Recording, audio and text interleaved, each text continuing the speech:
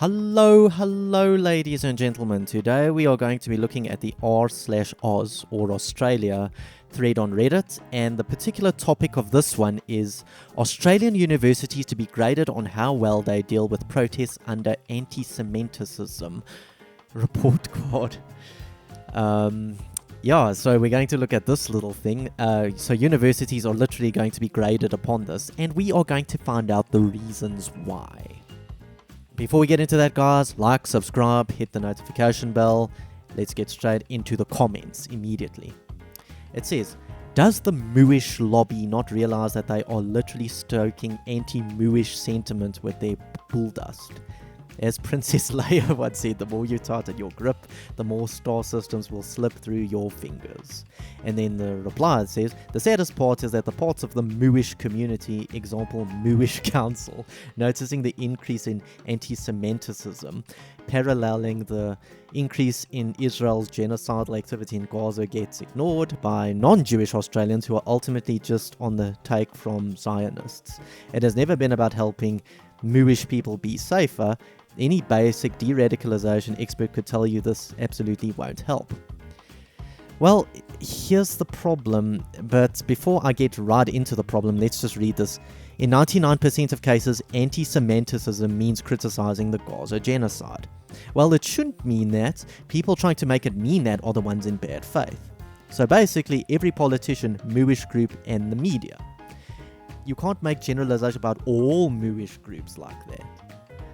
But you see, this is exactly the problem with this mentality and why the left and a lot of these right-wingers still don't get it. Their system is ruled by a foreign cabal, a shadow cabal, if you like. They cannot make their own decisions, and their politicians and all their big people in the society are bought out. And we are going to prove this by looking at some of the contradictory measures the Labour government has taken. As of a statement in September of 2025, Australia recognises the state of Palestine officially, and this is from the Australian Ministry's website. So it is absolutely official that they've recognised the state of Palestine. But in the next few days, or if it hasn't already happened, I can't remember when, the Israeli president Isaac Herzog is going to visit Australia to mend relations. How does this work? You've unanimously voted as a parliament and the Prime Minister's signature to recognise the state of Palestine, but you're literally bringing in the genocide causer, i.e. the Israeli president. And the Israeli president says here in a quote, he says, it is a visit which engulfs both bereavement and condolences as well as a message of friendship and trying to upgrade the relations again and bring them back on track between Israel and Australia. So there we go. He's going to come.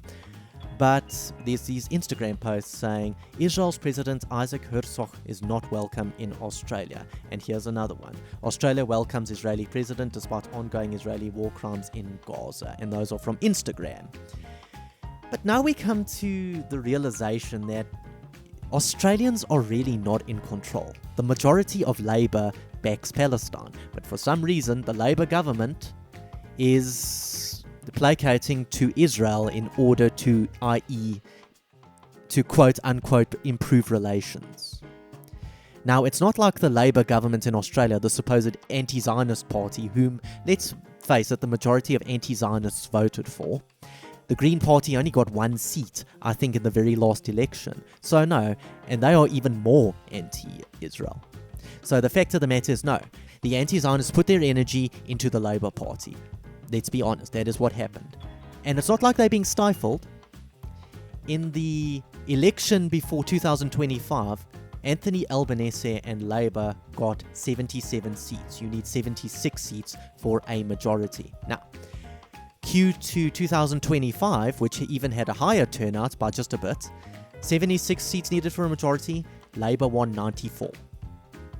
And now they're taking the decision in the good year of our Lord 2026 to invite Isaac Herzog, who is one of the biggest genocide instigators of this world as of this moment, but a few months before, they recognized a Palestinian state. Now, you might be thinking to yourselves, folks, why is this happening? Why are these supposed anti-Zionist governments still bowing to Zionism? Well, Australia, whether they like to admit it or not, is ruled by a foreign cabal. It is a foreign Mooish cabal. The Moos are the ones busy dangling the strings, making sure these deals happen. It doesn't matter whether you recognize Palestine or not, as you can see by this example, they are still in control. Australians do not control Australia. And that is why we are seeing these problems. So now Australian universities are going to grade protests of how well and how non-anti-Semitic they were. You've also got hate speech laws that will even target the word Zionism. It's crazy how much these people control things, guys. Anti-Zionism, I'm afraid, is not enough. It is not enough. As you can see, it's not enough in Australia. And this is the sad reality we're living in, guys. Listen, like, subscribe, hit the notification bell, and I will see you in the next one. Cheers.